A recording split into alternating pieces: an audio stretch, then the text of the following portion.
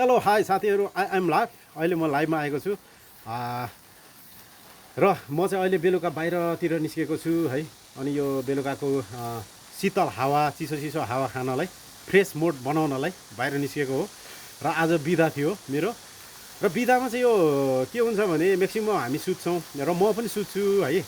तर हिजो आज चाहिँ म सुत्नुभन्दा पनि म चाहिँ यो डिजिटलको स्किलहरू एकदम सिक्दै बस्छु। त्यो भएर चाहिँ मेरो समय कतिखेर बितेको मलाई थाहा नै हुँदैन। मेरो त त्यो तपाईँको 8 घन्टा काम गरेँ अनि 2 घन्टा अर्को समयमा चाहिँ म डिजिटल स्किल सिकिरहेको हुन्छु। त्यति बेला समय बितेको मलाई पत्तो हुँदैन। तर के हुन्छ भने दिउँसोभर रुममा बस्दा अनि यताउता त्यतिकै होइन, रुम बाहिरभित्र गर्दाखेरि पनि के हुन्छ भने तपाईँको त्यहाँ उकुस मुकुस भइन्छ कि, उकुस मुकुस भइन्छ। अनि त्यो चाहिँ अब पहिला पहिला त म सुत्ने गर्थेँ, ओछ्यानमा सुत्ने गर्थेँ। अनि सुत्दाखेरि चाहिँ त्यो सिराक ओढेर होइन, अनि काम नहुँदाखेरि अब सुत्ने। त्यति बेला के फिल हुन्थ्यो भने निराश भएको हुन्थेँ क्या, म आफै निराश हुन्थेँ।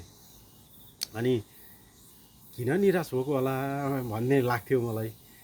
अनि त्यसपछि फ्रस्ट्रेसन हुने, निराश हुने, उकुस मुकुस हुने, त्यस्तो हुन्थ्यो मलाई। अनि त्यसपछि चाहिँ मैले आजभन्दा 1-1.5 वर्ष हो अथवा कहिले हो जो धेरै भएको छैन, 2-4 वर्ष अगाडि बढीमा होइन, त्यस्तो फिलिङ गरेँ मैले। यो उकुस मुकुस हुनुको कारण चाहिँ के रहेछ भन्दाखेरि हामी सुत्दाखेरि अनि सिराक ओढिन्छ। अनि त्यति बेला अब निन्द्रा पनि लागेको हुँदैन होइन। अनि त्यति बेला चाहिँ अनि पुरानो यादहरू हामीले सम्झिन्छौँ एउटा कुरा, अनि पुरानो सम्झनाहरू पनि सम्झिन्छौँ होइन। अनि त्यति बेला त झन् त्यो बिरह लाग्दो गीत बजाइदियो भने त झन् मेरी आमै होइन, मेरी आमै मर्नु जस्तो हुन्छ होइन, त्यस्तो हुन्छ। अनि अब तातो तातो हावा पनि भइरहेको हुन्छ। अनि मैले यसो विचारेँ, यो हुनुको कारण चाहिँ यो हावाको कारण मेन हो, मलाई चाहिँ त्यही लाग्यो। किनभने हामी यसो विचारौँ होइन, हिउँ खेल्न गयौँ भने हामीलाई निराश हुँदैन कि। हिउँ खेल्न गयौँ, हिमालको छेउछेउ गयौँ, लेकमा गयौँ, र इभन हामी एक्सर्साइज गऱ्यौँ, हामी कामकै बेला पनि हामी निराश भइँदैनौँ होइन। त्यति बेला चाहिँ किन रहेछ, किन हो भन्दाखेरि चाहिँ तपाईँको हामी अलिक छिटो छिटो सास पनि लिइरहेको हुन्छौँ, अक्सिजन लिइरहेको हुन्छौँ। जुन अक्सिजनले चाहिँ हामीलाई, हाम्रो शरीरमा चाहिँ अब अक्सिजन चाहिन्छ नि त, त्यो अक्सिजनले चाहिँ हाम्रो शरीरको होइन प्रत्येक अङ्गमा चाहिँ अक्सिजन पुगिरहेको हुन्छ, हाम्रो दिमागमा अक्सिजन पुगिरहेको हुन्छ। अनि त्यसपछि हाम्रो शरीरको सबै अङ्गहरूलाई चाहिँ के गर्छ भन्दाखेरि चाहिँ सक्रिय राख्छ क्या, सक्रिय राख्छ। त्यसको कारणले गर्दाखेरि चाहिँ हामी निराश भइँदैन, मलाई चाहिँ त्यस्तो लाग्छ होइन। त्यही भएर अब हामी किन बाहिर यो चिसो हावा खान निस्किन्छौँ भन्दा फ्रेस मोड, यो चिसो हावा हुने बित्तिकै हामी चाहिँ फ्रेस मोड भएको फिलिङ गर्छौँ, निराश भइँदैन नि त।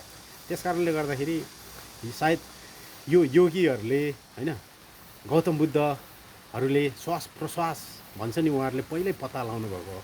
किनभने गौतम बुद्धले पनि त बाहिर जङ्गलमा तपस्या गर्नुभयो, त्यति बेला अब श्वास प्रश्वास धेरै गर्नुभयो, के अनेकौँ छ। श्वास प्रश्वासको नाम पनि अनेकौँ छ नि त, लामो सास तान्ने होइन, अनि फाल्ने। त्यो भएपछि चाहिँ हाम्रो शरीरमा अक्सिजन पुग्छ। त्योपछि त निराश त हुने चान्सै हुँदैन नि त। त्यो कुराहरू चाहिँ पहिल्यै पत्ता लगाउनु भएको रहेछ र यो कुरा चाहिँ सत्य पनि हो। र धेरै रोगको पनि उपचारको काम गर्छ नि फेरि हामीले श्वास प्रश्वास। दिनमा 15 मिनट मात्र गरियो भने धेरै 1 वर्ष, तर 1 दिन गरेर हुँदैन है। हामीले कन्टिन्यू हाम्रो लाइफ स्टाइलमै हामीले जिन्दगीभर गर्दा पनि हुन्छ। 15 मिनट चाहिँ 15 मिनट जिन्दगीभर गरियो भने हाम्रो आयु पनि बढ्छ, सायद धेरै फाइदा गर्छ नि। त्यही भएर अब यो यसरी बाहिर निस्किँदाखेरि होइन। र अर्को कुरो के पनि हो भने यो अक्सिजनले हाम्रो खाना पचाउने काम पनि गर्छ होइन। अनि ब्रेनलाई पनि ताजा राख्ने काम गर्छ। ताजा राख्ने भएपछि हामीले राम्रो कुराहरू पनि सोच्न सक्छौँ, राम्रो विचारहरू हामीले गरेपछि चाहिँ हामी फेरि हामीले गर्ने कामहरू पनि मजाले गर्न सक्छौँ। यो चाहिँ अब हावाको फाइदा, हामीले गर्ने काम हो है।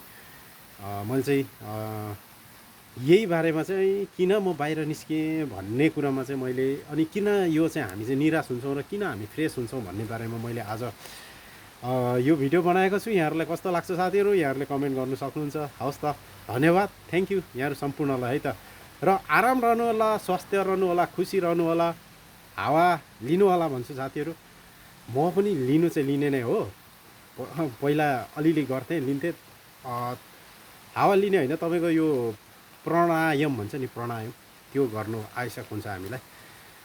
प्राणायाम गर्ने मान्छे निराश हुँदैन नि, निराश हुँदैन, डिप्रेसन हुँदैन होइन। प्राणायाम मात्र गर्ने मान्छे कहिले, किनभने यो मान्छेले भन्छ पैसा नभएर डिप्रेसन, चाहेको कुरा नभएर डिप्रेसन भएको होइन कि के चाहिँ भयो भन्दाखेरि चाहिँ त्यो चाहेको कुरा पुग्दैन मान्छेको सोचेको कुरा। अनि त्यो नपुगेपछि चाहिँ मान्छेले के हुन्छ भन्दाखेरि चाहिँ त्यो हामी नै कल्पना गरौँ, त्यसलाई मात्र फोकस गरियो भने चाहिँ अनि फोकस त्यो भएपछि विचार नै त्यही हुन्छ।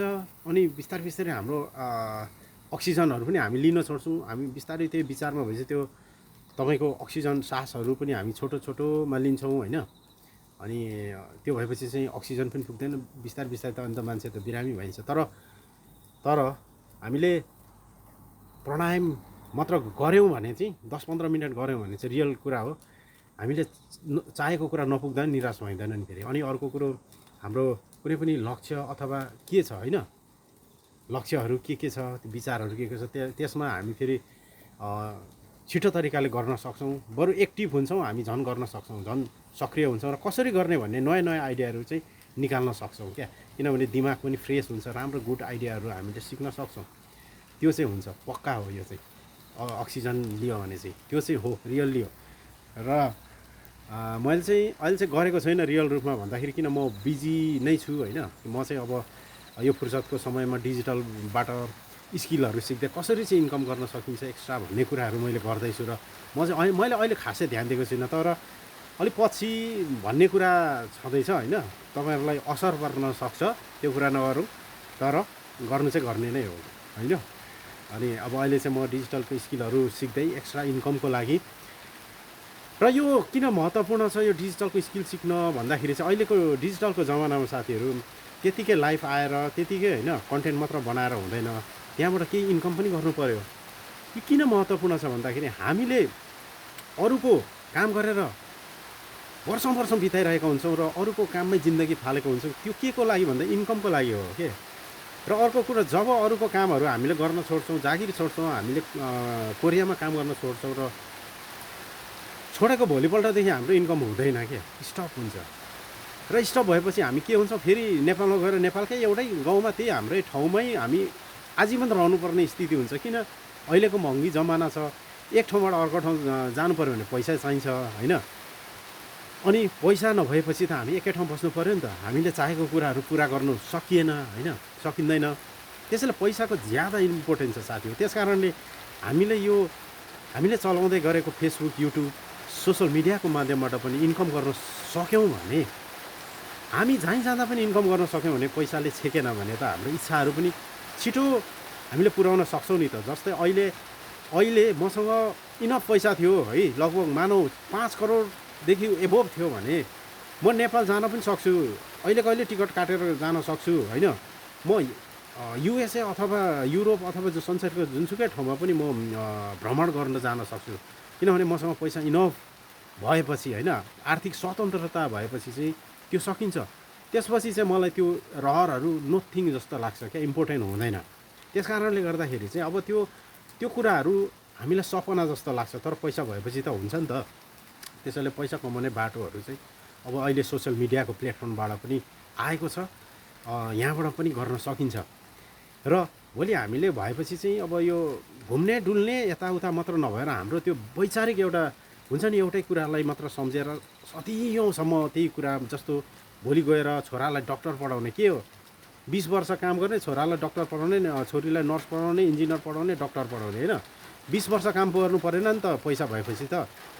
त्यो त छिटै हामीले त्यो सपना पुरा गर्न सकिन्छ पैसाले होइन। पैसा भएपछि पैसाले त्यो छिटै समस्या समाधान हुन्छ, अनि तपाईँको नयाँ विचार पनि छिट्टै हामीले फेरि पुरा गर्न सकिन्छ।